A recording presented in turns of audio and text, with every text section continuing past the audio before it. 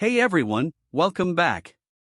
In today's video, we're diving deep into a crucial aspect of Python programming, handling user input, whether you're a beginner or an experienced coder.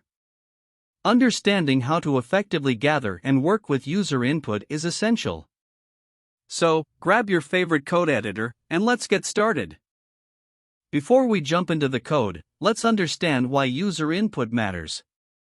In programming, user input allows your programs to interact with users, making them more dynamic and versatile. Think of it as a conversation between your code and the person using it.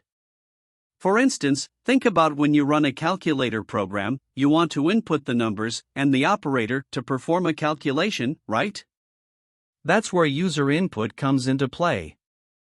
To capture user input, we use the input function. It's like a prompt that waits for the user to type something and press enter. Let's say we want to greet the user. We can use the input function to ask for their name and then greet them personally. For example, name equals input. What's your name? Print name. If we run this code, let's say, Alex. So, it returns Alex in the terminal. Remember, the input function always returns a string, even if the user enters numbers. So, if you need to work with numbers, you'll need to convert them. Let's say we want to calculate the square of a number the user enters. We'll need to convert the input string to an integer. Number equals int input. Enter a number. Square equals number **** 2. Print square. Let's run this code. Enter a number, let's say 10. So simply the square of 10 is 100. Creating clear and user-friendly prompts is essential for a great user experience. Let's say we're making a temperature converter.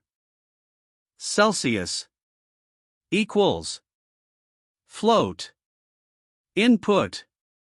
Enter the temperature in Celsius. F means Fahrenheit, so F equals inside the brackets Celsius into 9 divided by 5 plus 32. This is the formula of Celsius to Fahrenheit. Now simply print F. Let's run this program. Enter the temperature in Celsius, let's say 15. As you can see, 15 Celsius is equal to 59 Fahrenheit. User input is a powerful tool that can make your programs come alive. Remember, practice is key. Experiment with user input in your own projects. And don't hesitate to ask questions in the comments below. If you found this video helpful, give it a thumbs up, subscribe for more coding tutorials, and ring that notification bell. Happy coding, and I'll catch you in the next video. Thanks for watching. Bye.